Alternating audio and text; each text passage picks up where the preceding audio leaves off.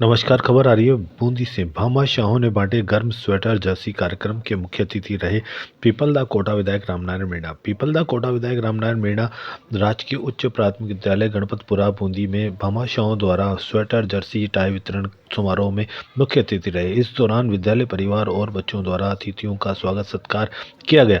कार्यक्रम में बोलते हुए विधायक रामनारायण मीणा ने बताया कि बाबा साहब भीमराव अम्बेडकर व राष्ट्रपिता महात्मा गांधी दोनों महापुरुषों ने हमारे देश से जाति धर्म और भेद समाप्त कर दिया है। उन्होंने बच्चों से कहा कि हमें इन बुराइयों से ऊपर उठकर अपने जीवन को संवारने की शिक्षा ग्रहण करना चाहिए। कार्यक्रम की अध्यक्षता करते हुए राजेंद्र व्यास जिला शिक्षा अधिकारी मुख्यालय बूंदी ने कहा कि आज शिक्षा के क्षेत्र में सरकार बच्चों के लिए कई कार्यक्रम चला रही है। इससे बच्चे शिक्षा पाकर छोटे गांव का भी नाम रोशन कर रहे हैं।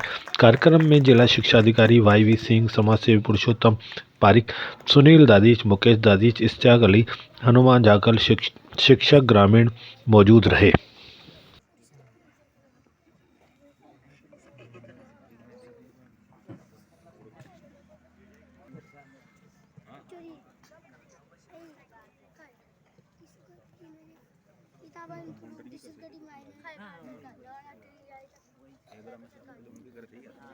जिला खेल अधिकारी श्री वाईपी सिंह जी के स्वागत के लिए मैं एसएमसी अध्यक्ष तालू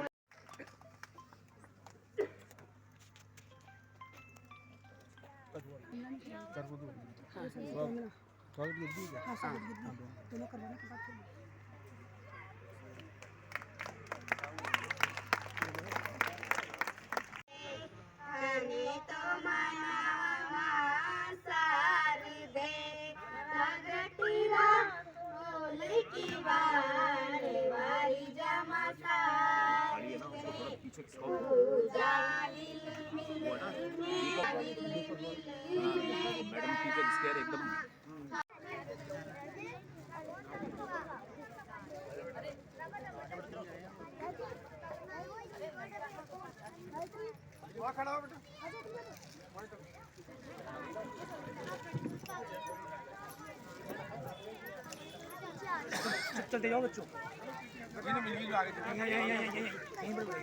यहीं बढ़ जाओ। लाइन से बढ़ जाओ।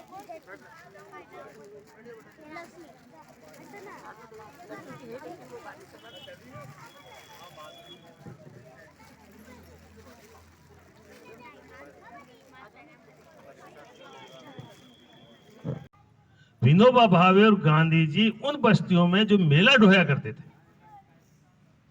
गंदगी से भरपूर रहा करती थी, उनकी मजबूरी थी, परिस्थितियां थी।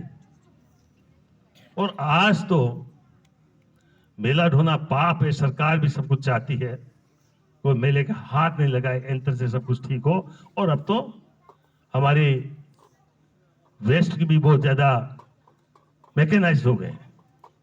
उस जमाने में बांस की खपच्चियों में मेला ढोया करते थे,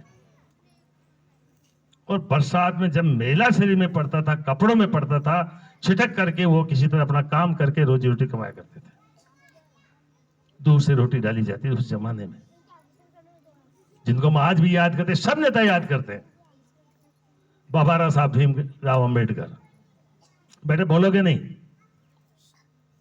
अब गुरु जी ने बूंदी नजदीक है, चल चलेंगे, लेट आते हैं, तुम्हें शिक्षा नहीं पाते। टाइम पे आना चाहिए, जिम्मेदारी निभाना चाहिए। उस जमाने में बाबा साहब भीमराव अम्बेडकर, जिनको नजदीक कोई नहीं बैठते थे, वो चंद्रमा के प्रकाश में पढ़ा करते थे।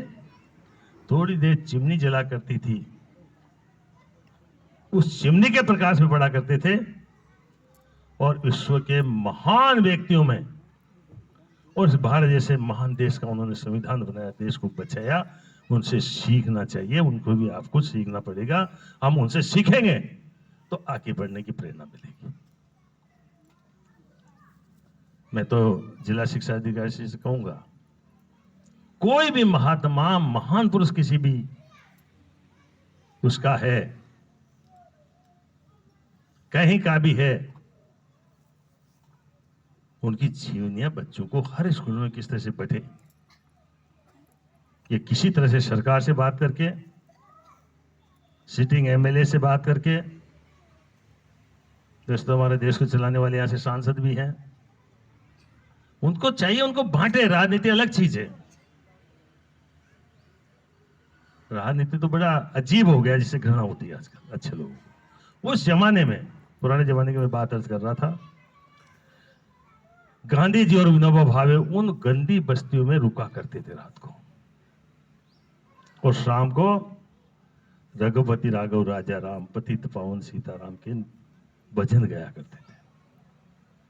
सुबह उठते ही स्नान करने के पहले झाड़ू लेकर के उन गंदी नालियों को साफ किया करते थे। उस रूप में हम याद नहीं करते, उन्होंने देश को बचाया है, छुआछूत को दूर किया है।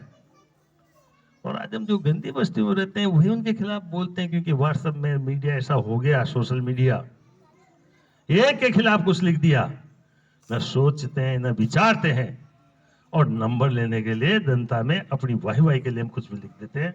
वो बातें हमें छोड़ना पड़ेगा, तो जाकर के हम देश को एक सूत्र में बांध पाएंगे। बहुत बड़ी बात है, इसको सोचना चाहिए। ठक्कर बाबा का आपने पढ़ा होगा, शायद पंडित नैनूलाल शर्मा को तो भूल ही गए, स्वतंत्रता सेनानी थे जिन्होंने अपना जो छौर किया था। नानक राम भील हम बूंदी के हैं, बूंदी में उनका इतिहास पढ़ा जाता है नहीं पढ़ा जाता मुझे पता नहीं। ये शिक्षा के मंत्री को चाहिए, सबको चाहिए। शहीद राम कल्याण का स्मारक तो है, लेकिन बच्चों को याद ही नहीं है।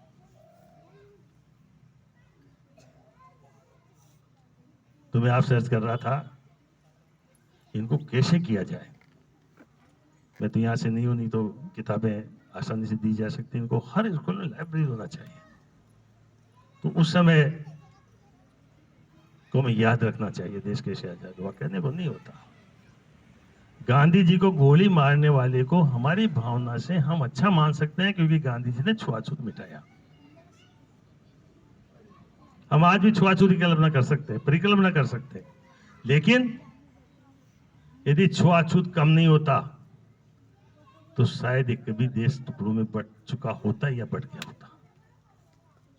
अब इन चीजों से दूर रखना चाहिए। अब वापिस वही जातवाद चल रहा है, इसको आप देख लेना। जितना जाति की बात करेंगे, मैं मेरी करूंगा, दूसरा दूसरे की करेगा, इससे देश कमजोर हो रहा है। बहुत अच्छी बात है, विश्व में हिंदू धर्म सबसे अच्छा पुराना धर्म है, लेकिन हिंदुस्तान ही नहीं है, विश्व में कितने देश है, 100 से ऊपर देश है।